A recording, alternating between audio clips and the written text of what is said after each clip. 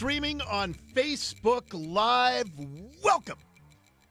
Busy news day. We're going to have it all broken down and analyzed for you. And as you just heard in Ursula's newscast, let's get to the breaking news this hour. The big lead. Breaking news. But in something that is so unlike me, I'm going to digress for just a moment because it is kind of related. But I just a few minutes ago got an email from listener Brandon. It is related to our breaking news story. Dori, I was watching the Husky men's basketball game last night against San Diego, and a commercial promotion video came up for Seattle Pacific University. Was watching a runner run through the city, showing how beautiful it is, the Sound, Pike Place Market, Gasworks. Then she runs right by a couple of tents set up right on a downtown sidewalk. Looked brand new, as if they went out of their way to get them in the shot. Shortly after the voiceover, they talked about how diverse SPU is. It struck me as odd that you're trying to draw new students to your school, yet go out of your way to highlight what is plaguing the city. I'd understand it better if this were a hype video for UW or Wazoo, but a private Christian university, maybe we just have to accept the fact that this is what the left wants Seattle to be. And so he sent a YouTube clip or a link to this commercial, and yes, it shows Doris Brown Heritage, who was the great runner at SPU and track coach for decades and decades and decades. And then it shows one of their current athletes running by the Amazon spheres through Gasworks, and then this. Seattle is where I'm learning to grow and lead and serve. And even as the world changes, it's still all about using Okay, and so right there, she's run by the Amazon spheres. And indeed, they were very careful to put a couple of tents in the shot in downtown Seattle. And that does strike me as odd, because if you're a parent whose kid is about to go off to college, one of the things that we are all desperately concerned about for our children is their safety when they go off to college. And the colleges and universities know that, because my wife and I did enough campus visits at enough different universities all around the country that one of the things they talked about was, oh, we got the blue button boxes all within 50 yards of every spot on campus, and if there's any emergency, anybody just gets to that and we'll respond. It was something they talked about, they tried to reassure parents about on a constant basis. And I bring this up, and I appreciate the listener who sent me the YouTube link and shared his thoughts, Brandon, because of the breaking news this hour. And that is that this massive 4-alarm fire on Saturday night, the biggest fire in 8 years here in the region, was caused by arson. And I talked yesterday with the Grand Poobah of the Elks Lodge, which is about 2,000 feet away. And their lodge was burned, not down, but $250,000 worth of damage. This lumber yard on Lake Union, over $4 million worth of damage. And now they say that they said, Ursula, that the two fires they believe are unrelated? As of right now. And so we're expecting to get more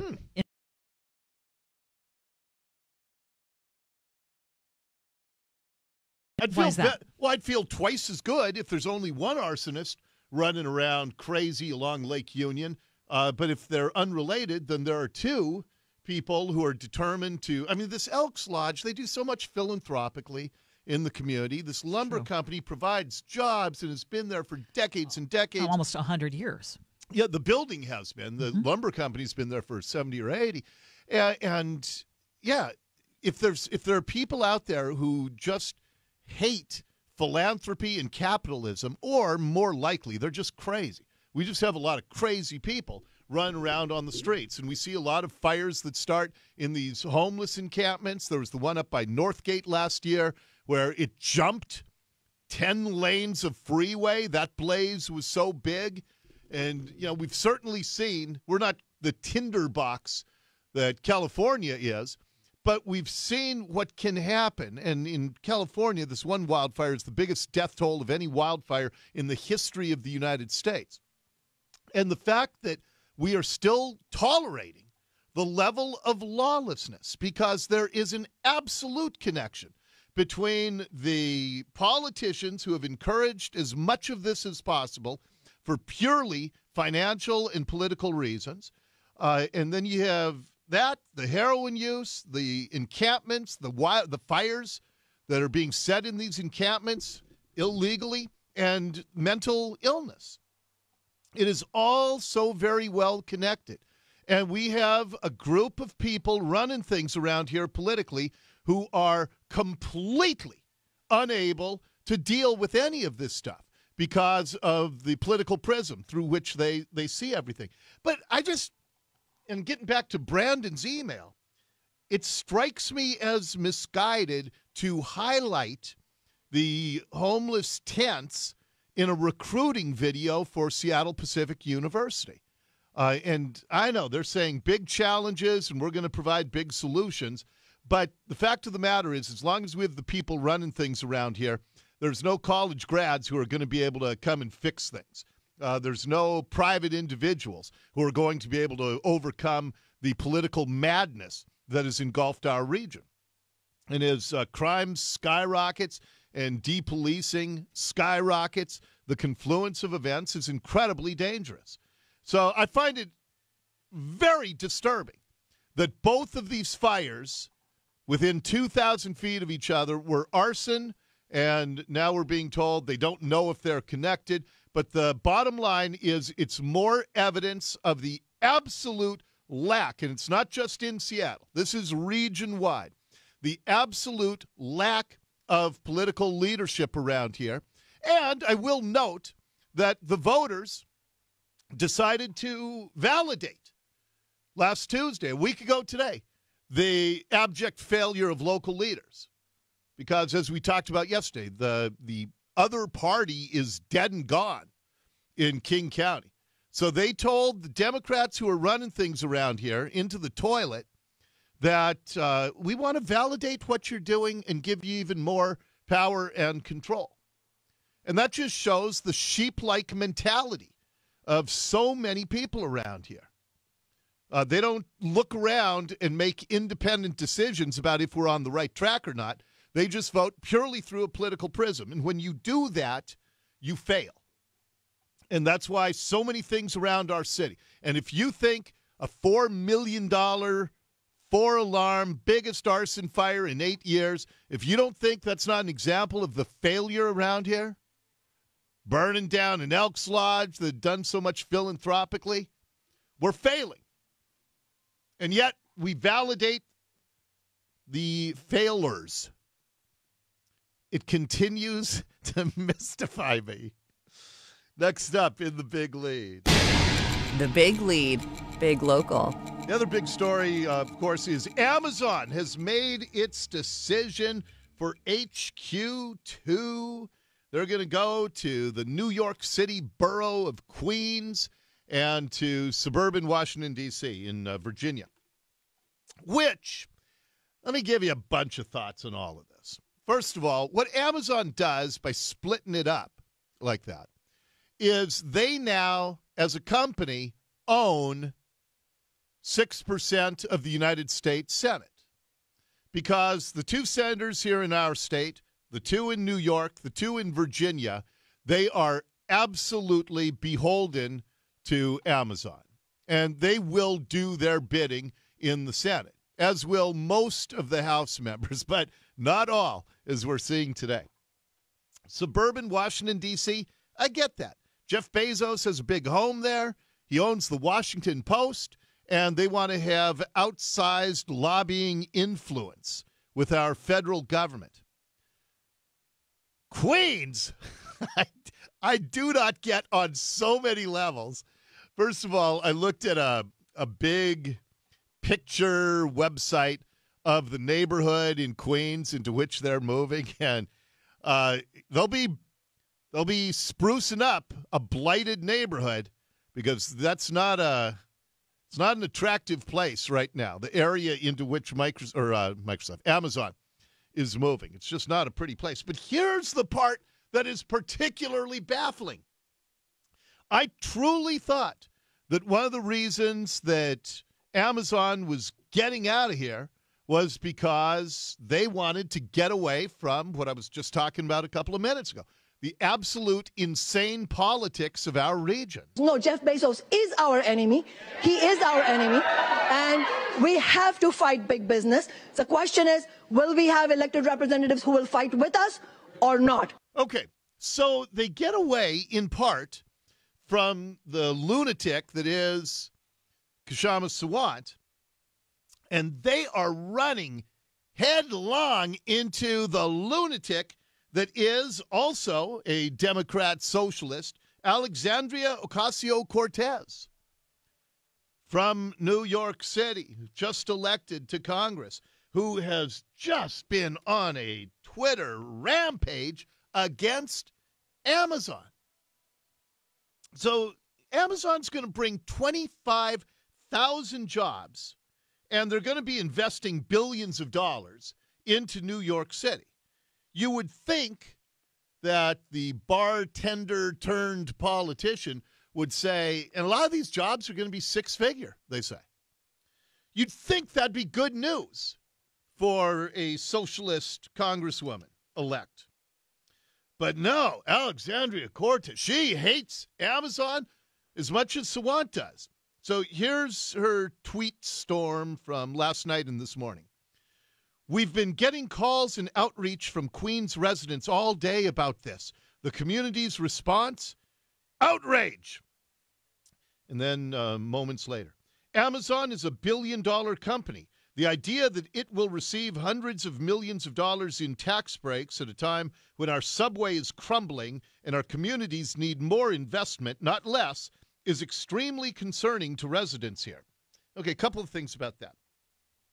First of all, they haven't disclosed how much they're giving Amazon in tax breaks. But this was between the Democrats who run things there, the mayor, Bill de Blasio, and the governor, Cuomo. And do you think that they gave Amazon the Brinks truck? Probably, to bring 25,000 jobs. I mean, Seattle has destroyed much of the character of our city because of the growth that has ensued with Amazon. So, yeah, I'm sure that Bezos and his team played this the way a pro sports team owner does. And that is, hey, we'll move to your city. We'll move our franchise to your city, but you got to build us a new arena. So then she says, the idea that it'll receive hundreds of millions in tax breaks at a time when our subway is crumbling. The only way and the only reason the subway in New York City is crumbling is because of absolute graft and corruption. The New York City subway is funded to the tune of $15 billion, more than the GDP of many nations on earth. But when you have in New York, as in Seattle, when you have one-party control of all of that money, you got a lot of graft and corruption. But nobody can say with any sense of logic that the New York City subway is crumbling because of a lack of tax money, because they get more than enough there. Then she goes on Twitter. When we talk about bringing jobs to the community, we need to dig deep. Has the company promoted to hire in the existing community? What's the quality of jobs and how many are promised? Are these jobs low wage or high wage? Are there benefits? Can people collectively bargain? Absolutely none of her business as a U.S. Congresswoman. That's not her job. But that's what a socialist does. A socialist wants to control the means of production in the private sector. They want government to take over the means of production. Then she goes on. Displacement is not community development. Investing in luxury condos is not the same thing as investing in people and families. Shuffling working-class people out of a community does not improve their quality of life. Democrats have been in power in New York City forever. Bloomberg was a rhino. But Democrats have been in control for years, ever since Giuliani was out. And you're going to tell me that they haven't been able to create those good working-class jobs? And now you're lamenting Amazon coming in? I tell you what, after reading these tweets, I think Bezos and his team are insane to go into the mouth of the lion. You're trying to get, they thought that Sawant was annoying, and they did, and rightfully so, but then you ditch Sawant so you can go to Alexandria Ocasio-Cortez, who is working passionately, feverishly, diligently to gin up as much anti-Amazon hate within minutes of their announcement. I know they wanted to own the 2 New York senators. They want to be near Wall Street. I get all of that. They're business decisions. But I think they are insane to go into the socialist district. And then a lot of people have been emailing me, texting about, do you think Amazon's going to eventually pull out of Seattle? There's no way of knowing. You know, it depends on what happens next year. 7 of the 9 city council members are up for re-election. Are we going to get rid of most of them? Probably, because they're horrible. Are we going to replace them with something better? Given the track record of the voters around here? Probably not. And if we go in a worse direction, do I think Amazon would pull out? Yeah, it would cost a lot of money to get out of here. They got 45,000 jobs here. It's Jeff Bezos' hometown. So it would take something extraordinary, but I would not put it past the political power brokers and the voters around here to do something extraordinary when this city council, most of it, comes up for re-election next year. So we'll see. We'll see what this means long-term, but I don't think anybody can say with any sense of certainty right now what it means for the long-term future of Amazon around here. And all of that is your big lead this hour. The Big Lead on KIRO Radio. Hey, we're going to unveil a brand new feature next on the Dori Monson Show. There are so many stories. You know, the ones I was just talking about, I think we're right to get ticked off about what's happening around here. But there are a lot of stories designed strictly to gin up outrage around the country, these trending viral stories. And I got to have your help to know which ones I should actually care about. It's outrage. Brand new segment next on the Dori